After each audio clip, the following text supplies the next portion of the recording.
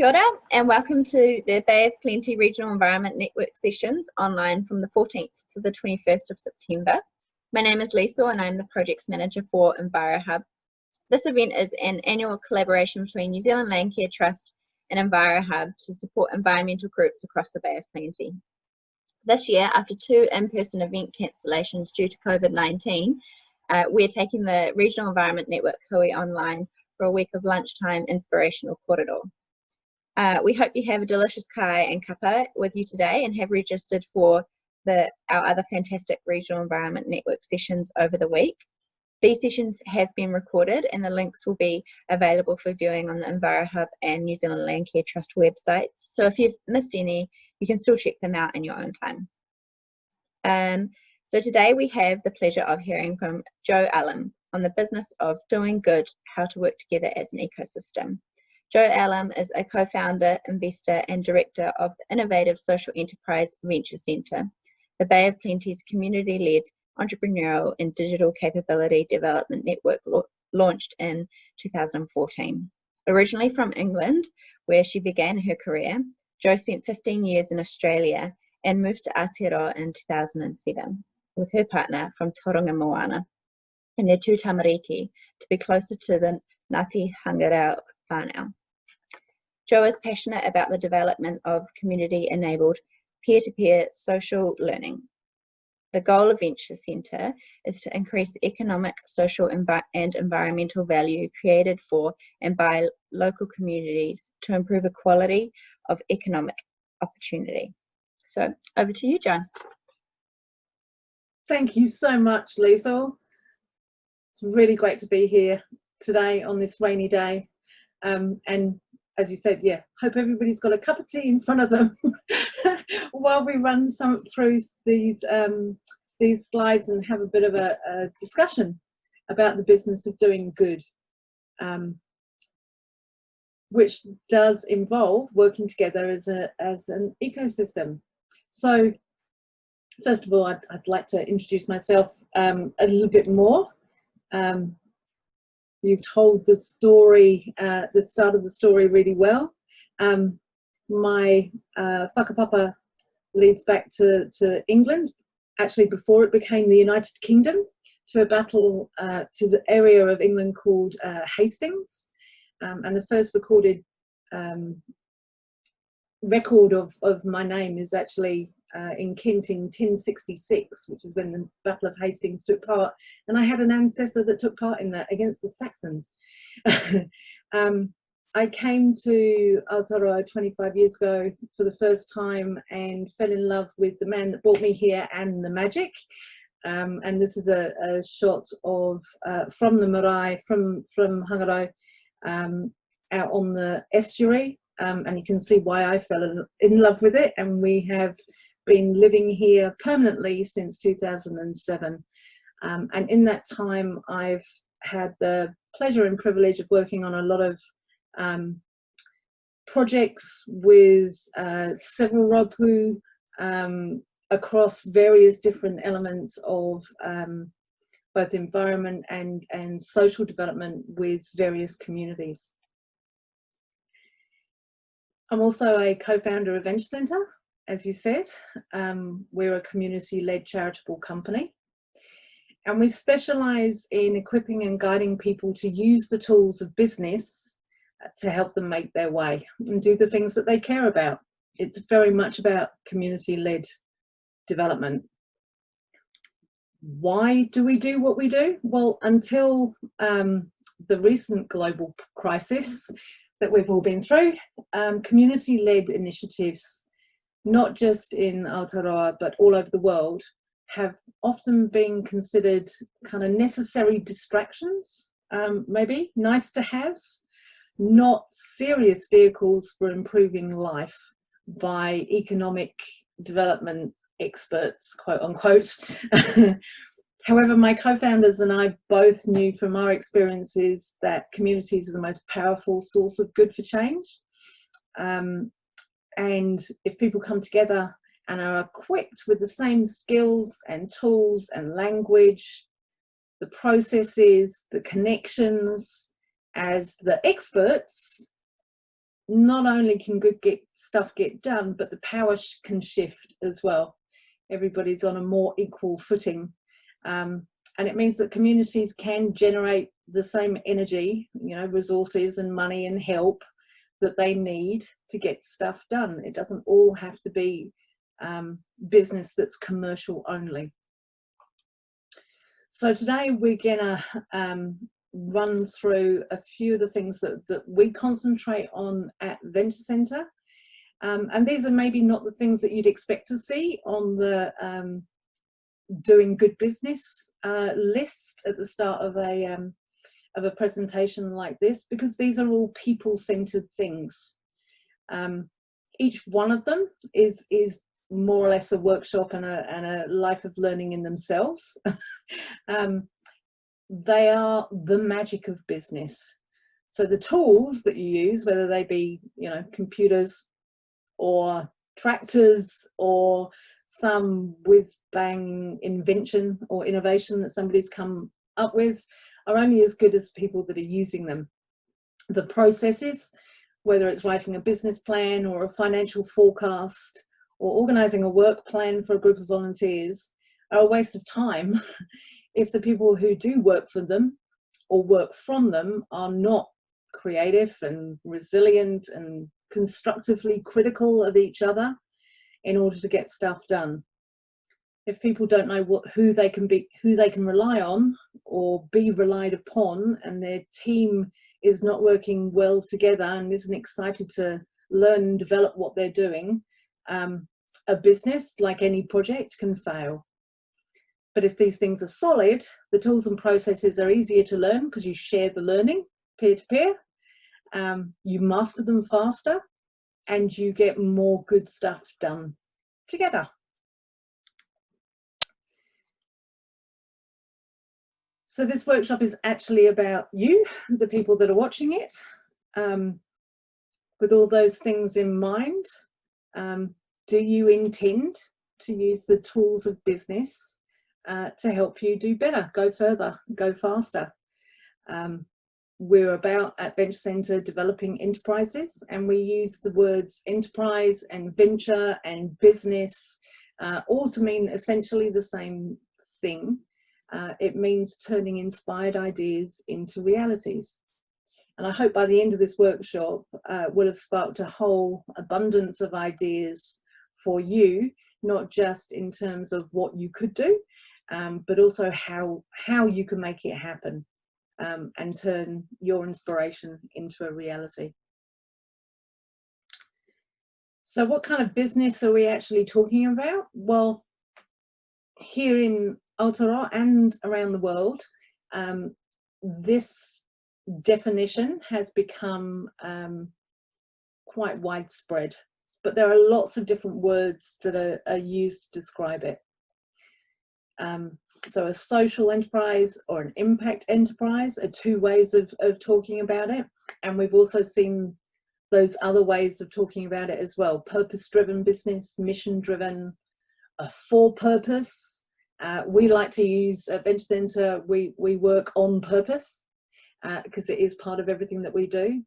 But essentially what it means at the bottom, when you boil it all down, the definition that we are working with at Venture Centre, and also Akina, who is the social enterprise kind of lead agency in New Zealand, we use this definition. So organisations which trade, sell a product or service, trade, in order to solve a social and environmental challenge.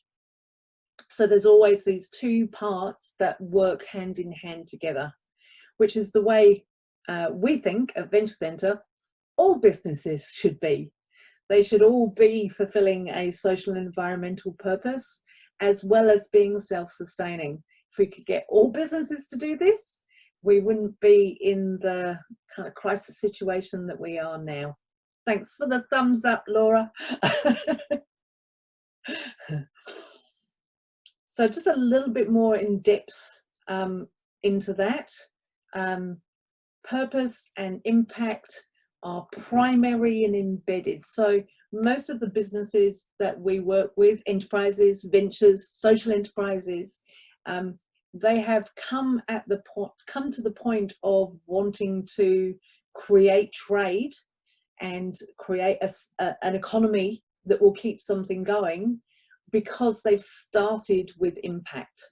It's the reason that they're wanting to go into business. There is a problem that they want to solve. There is a job they want to get done. There's a group of volunteers that they want to finance. And rather than relying on philanthropy, relying on grants, relying on the government, relying on DOC, relying on Bay of Plenty Regional Council, we think we can actually create a business that allows us to pay for that good work, which means that we are then independent. It means that then we have some power in the conversation, because we are not reliant on one of those types of organisations. Doesn't mean that we can't work with them, doesn't mean that we are not still interested in being beneficiaries of how they generate their capital, whether it's from our taxes or from investing funds. Doesn't mean discounting anybody, but it means taking some independence and taking some power back by running a business.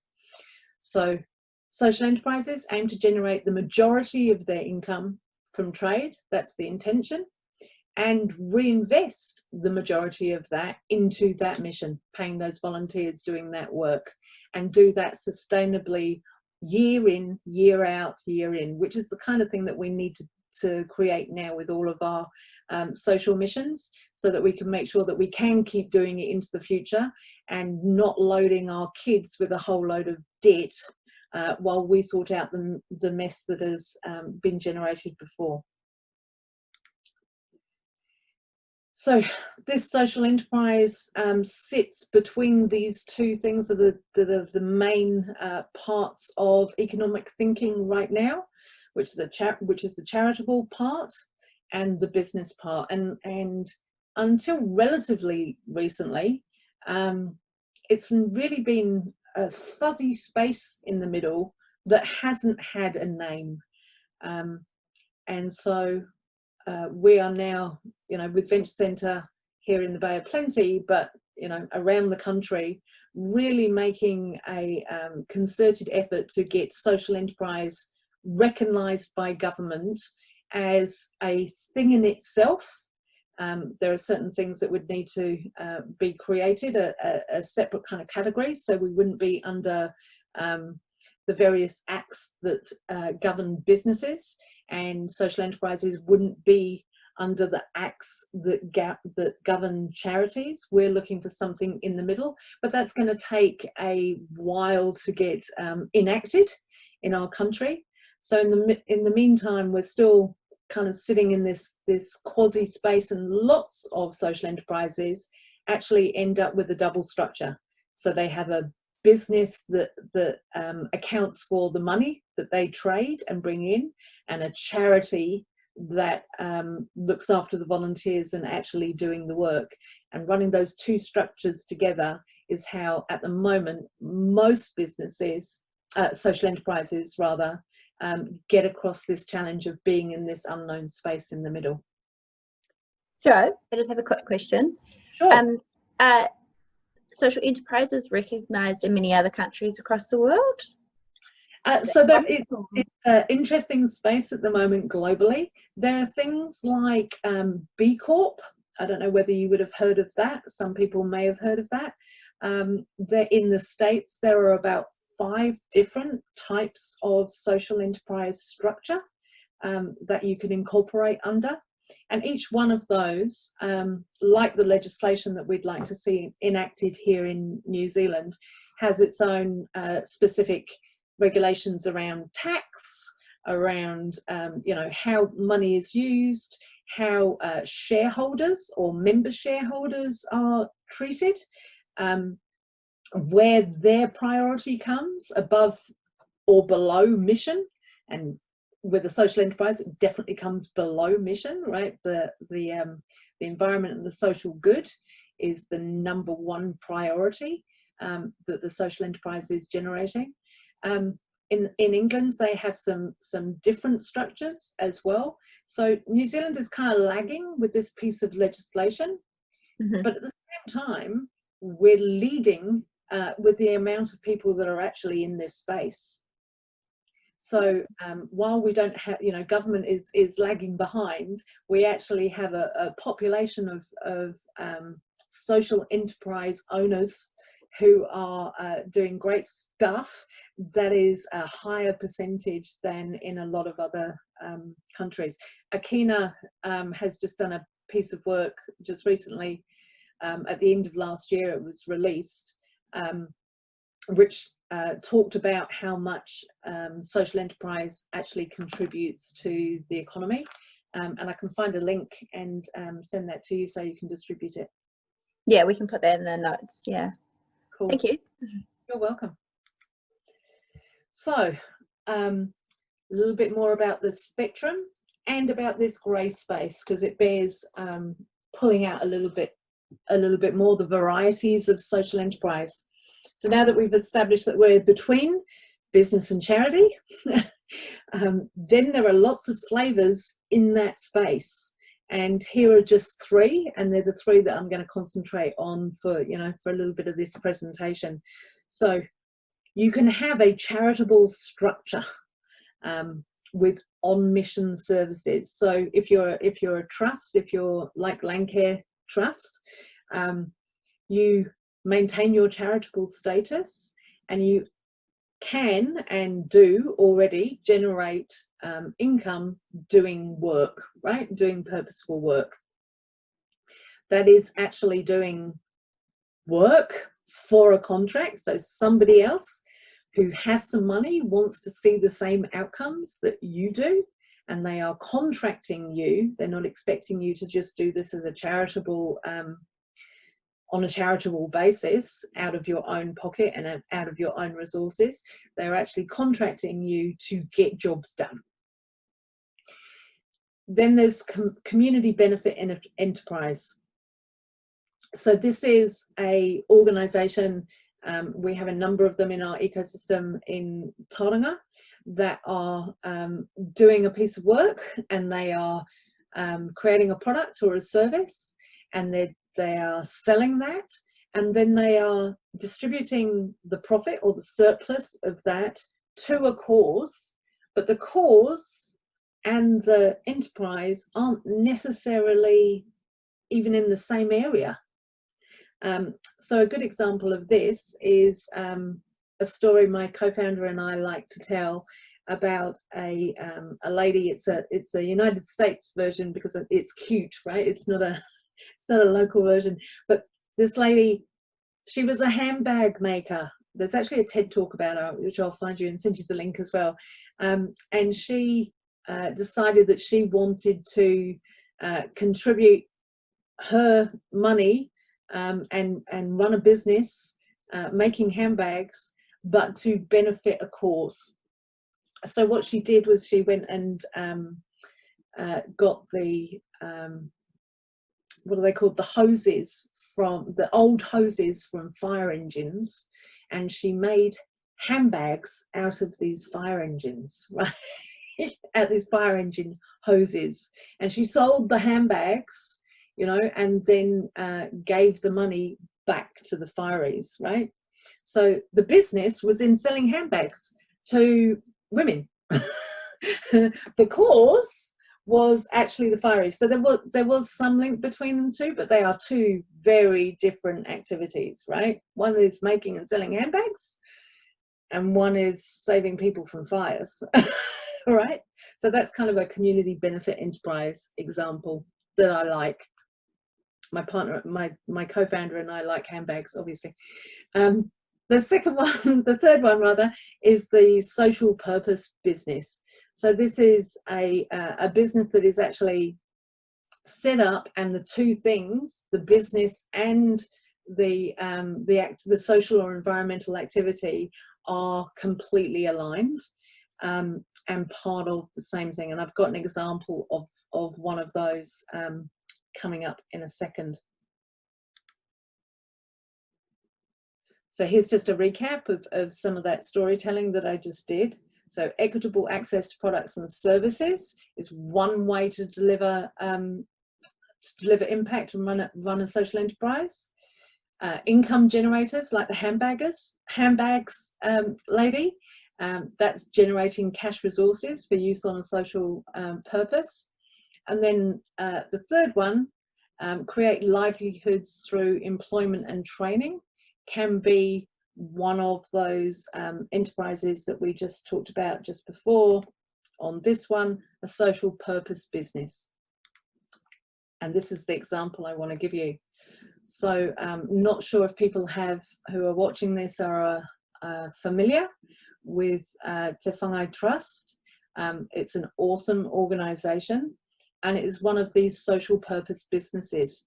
So not only do they do great environmental work, they also train people to do great environmental work and employ those people they've trained to do great environmental work on contract to organizations. So it's a really well-rounded example of a social enterprise in the land care trusts space, really, which is why I picked that example.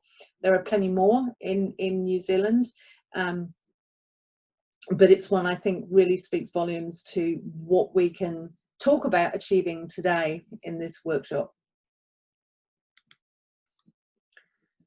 So now we've talked about a little bit about the type of business and what it is and where it sits in the business landscape of New Zealand. Where does it start? And it starts with an idea, a tiny shoot of new life, which starts the creative process. And this hits on one of our points that we were going to cover in our workshop today, which is creativity. Ideas like weeds are to a penny. They can pop up anywhere at any time, and most people have lots of them every single day. Unlike weeds, every idea though is of value because it has potential, which will only grow with sunlight and water, lots of care and attention. So this is one of the first things that we work with entrepreneurs and business owners and charities that come to us, is to think about ideas in this way and hold them really lightly and share them. If you keep them secret and you smother them like you would a weed, they don't get the care and attention. They don't get other people's critical thinking, which helps them grow. It is like sunlight when somebody goes, oh, why would you do it like that? Why don't we do it this way? You know, you can't grow an idea unless you actually put it out there. Often we have entrepreneurs that come to us and go, I've got this idea. Please don't tell anybody because I don't want somebody to steal it. You know, and it's one of the first barriers that we try and break down. The reality is that nobody can steal your idea because it's your idea. Nobody is like you. You are unique. Your idea is unique. The way you act is unique. The way you talk is unique. The way that you would implement that idea is unique. So even if somebody does something that could be adjacent or like your idea, it's still going to be different, and there is room for all of it. So this is the first thing that we want to talk about with creativity, is making sure that the ideas get shared, particularly in your community and your environment, but also with potential customers as well, because you can't create a good product or service unless you work with your customers and you are sure that they are going to pay for it at the end of the day. So the value of a new idea is actually realized in the sharing, getting that critical thinking from other people around your idea. So I'm not going to go into these things in too much detail either, because there's a lot to talk about.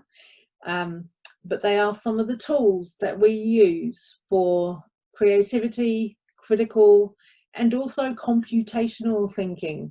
So this is a mouthful that people sometimes go, oh my God, computational thinking, I don't think I can do that.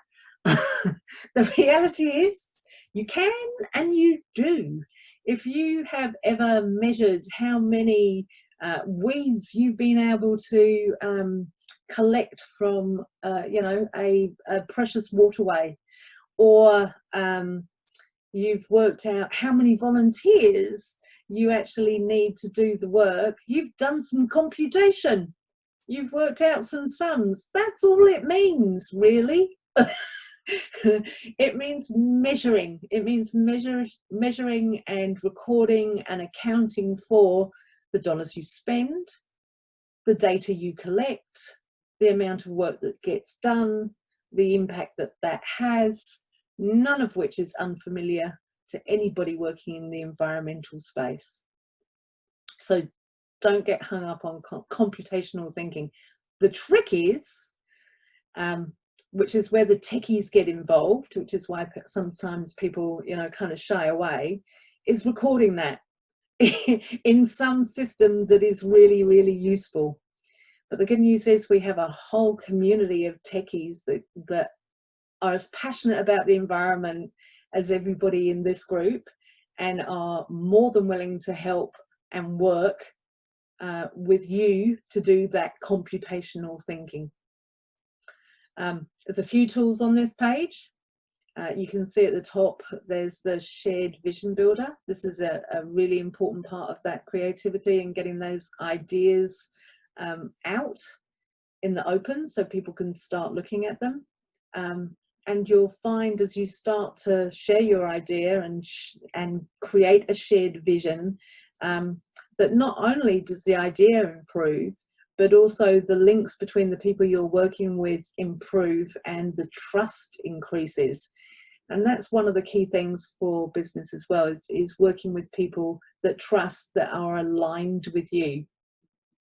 So these are tools as well to make up hypotheses, what ifs, you know, I think we can, that's all the hypothesis is. I think this will happen if we do this.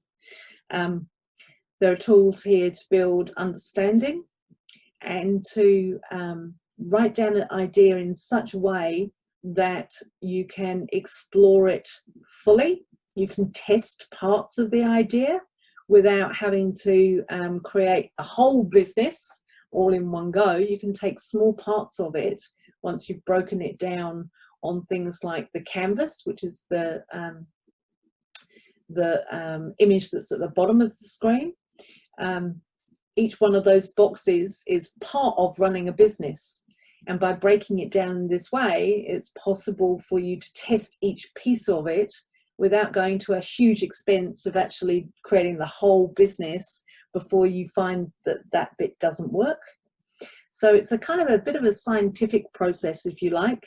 Again, don't want to make that scare you, because all of these tools, these canvases on the page, are all designed to make that process easier, and then prioritize the work so it can be shared out between the people that you have shared your idea with, and they can help you test it, and do it in a really methodical way, so that when you do eventually launch your business, you've tested and proven and you know it's going to work.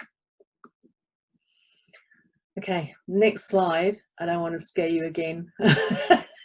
But this one kind of outlines, not fully, but it's a good go at it, all of the different things that need to be covered. Now, a lot of these you'll be familiar with from running a charitable organisation or a trust anyway. In order to have a social enterprise that's operating really well, functioning really well, generating the revenue that's needed to pay to do your good work in some way, all of these things, all of these areas, 12 of them, need to be covered. But the thing I want to highlight is the first question, always at the top, which is, what is the problem we're solving? Is there a gap in the market and a market in the gap? So that lady selling the red handbags, she knew there were lots of women that would buy handbags. That was the problem that she was solving, was women like to buy handbags, and there's nothing like this handbag on the market.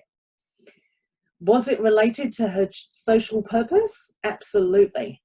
Was it the question that she was asking was around her social purpose? No. It was about the market, and it was about, are there people ready to put their hands in their pockets and pay for something that she could deliver? So when you're looking at starting a social enterprise, the ideas that you generate need to be around that question. What's the problem for a customer that we're going to solve?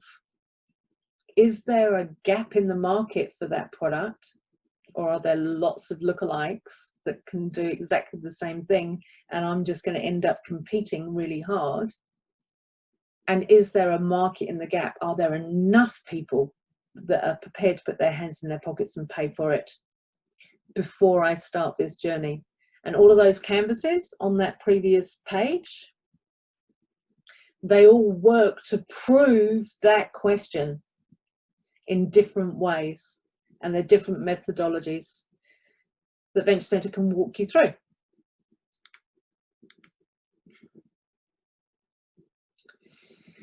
So this is the long view, and this is taking a step back. All of those things that we've just talked about are at that bottom end of this this climb, essentially, this journey up the mountain.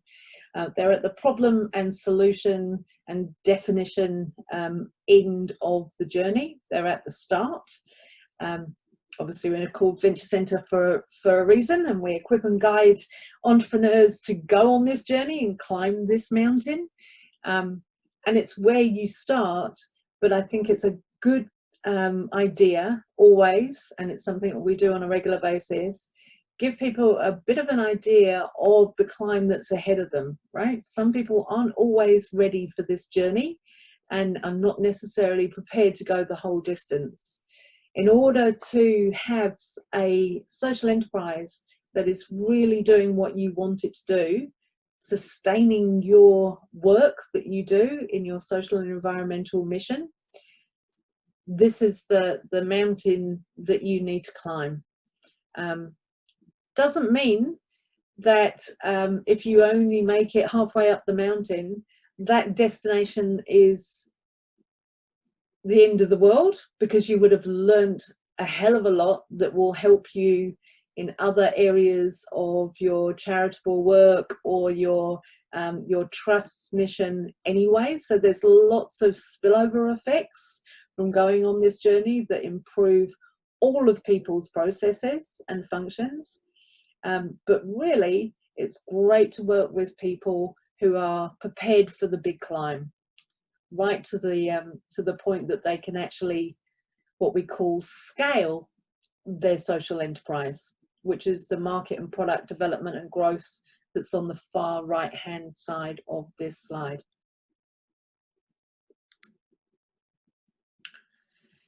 The good news is that this is a great time in history to start a social enterprise. There's a link on this slide to a little piece of footage that I won't run the video, which is a couple of globally recognized experts in environmental and climate action, who are congratulating New Zealand just yesterday on making it a requirement that big businesses in New Zealand report their environmental, social and governance details, as well as their financial details. Like, it's a requirement now, it's legislation. If the big companies have to do that, it means they have to be conscious of what they're doing to the environment and society. But not only that, they need to invest in doing better. The global investor market is more and more asking for places to invest their money, stocks and shares in big companies, where the ESG benefits can be proven. Which means right now there's a whole bunch of companies that aren't doing well with their ESG reporting and their actions, and they are looking for ways to get involved with environmental and social groups, and actually offset some of the things they're doing and change some of the things they're doing. So they're looking for expertise. They're also looking for places to partner with. They're looking for places that they can invest their time and their effort in. They're looking to upskill employees to understand the environment. They are looking for places to invest any surplus they have that provides them some good reporting statistics in their ESG reports. So sustainability, and the widest view of sustainability that you can possibly imagine, whatever your definition is, it's not someone else's problem anymore. People can't push that off onto volunteer groups and charities. It has to become part of the mainstream.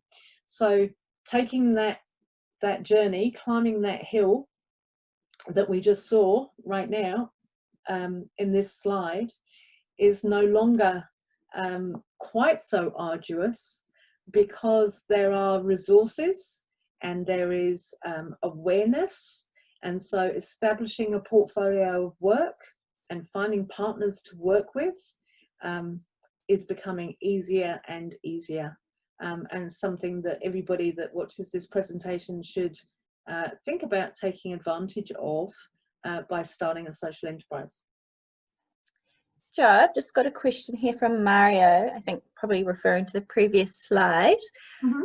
He's asked, what's the best way to commercialize your products or services? This is usually a big challenge for entrepreneurs.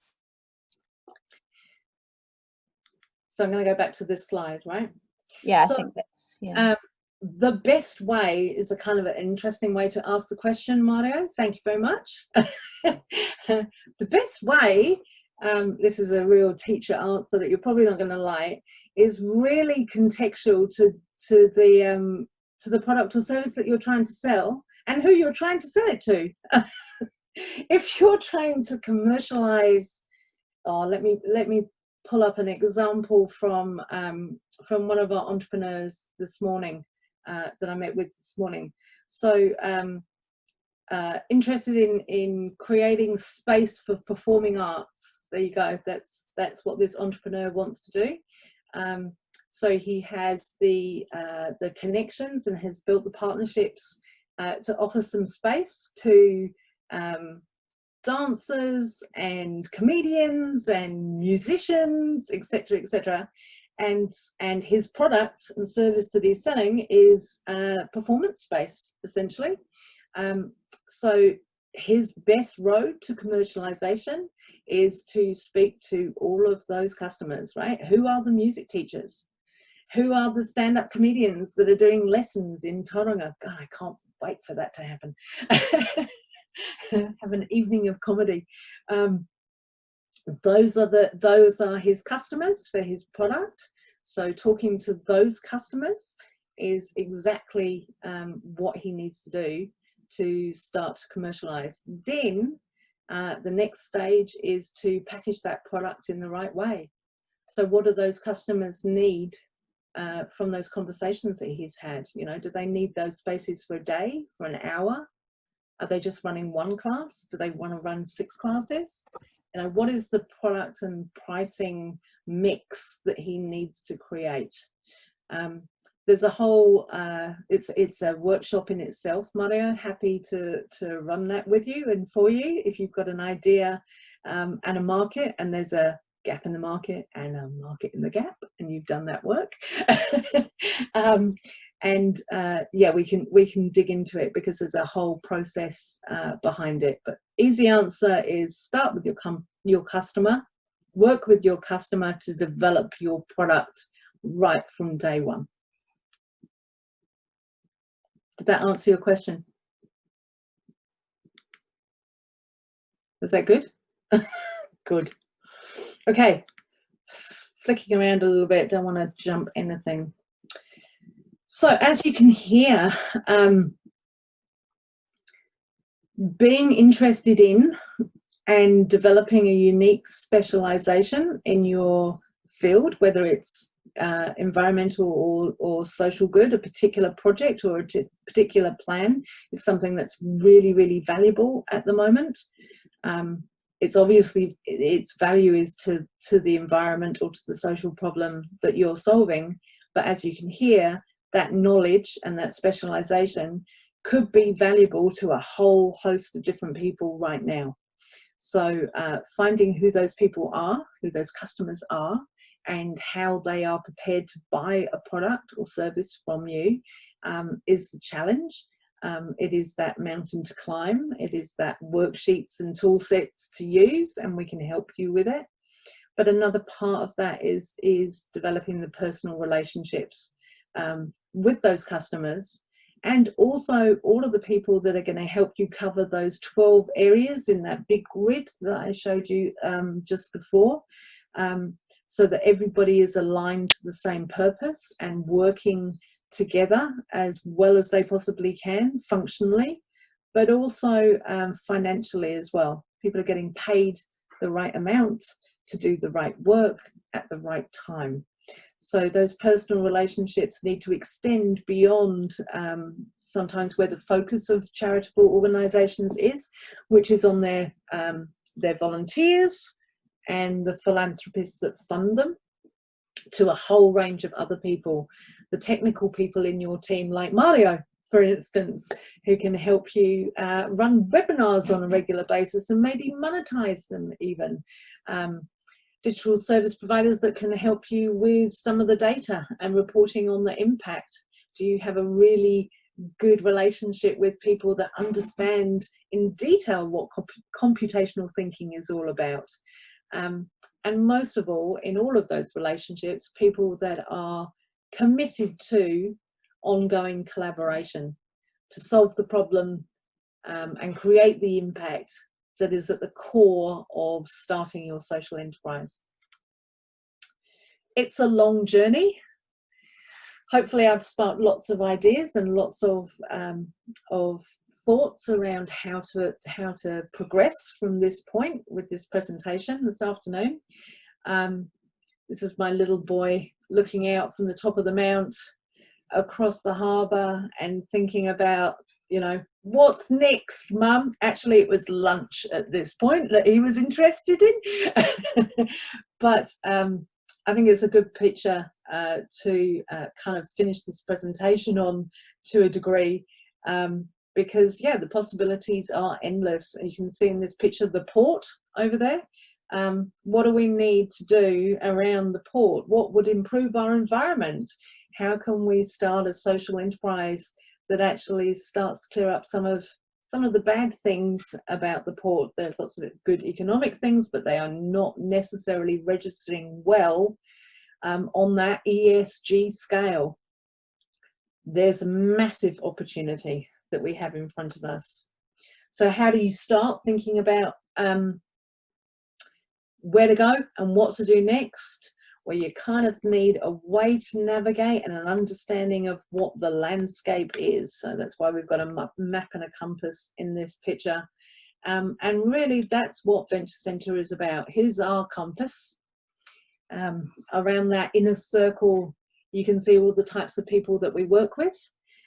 So young people, business owners, charitable trusts, coaches, mentors. We wrangle coordinate all of these kinds of people to help people that are working on purpose, and we do that in a number of different ways. This second ring here, you can see we have one-on-one coaching, we do funders drop-ins at various stages, we have different workshops as they're required by our community.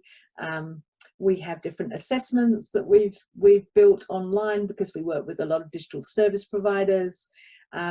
We do these things for kids in school, so we can deliver products and services into schools because we have great relationships right the way across the Bay of Plenty.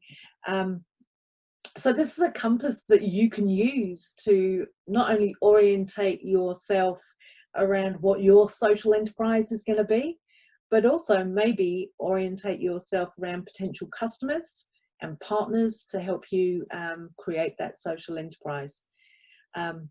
So these pointers down the left-hand side is really the core business of Venture Centre, helping you know what direction to take, increase your capability, reduce your any wasted time or effort, so you don't have to build a whole business and then find out that it doesn't work.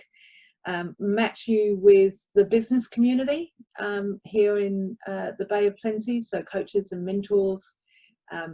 Build those partnership opportunities. You know, what kind of partnership opportunity could there be with the port or with the schools right now? Accelerate your growth and learning, and with all of that, support you to take the next step up the mountain and eventually get to the point that you can scale. And who knows, somebody watching this presentation here today might come up with a social enterprise that can scale and change the world globally.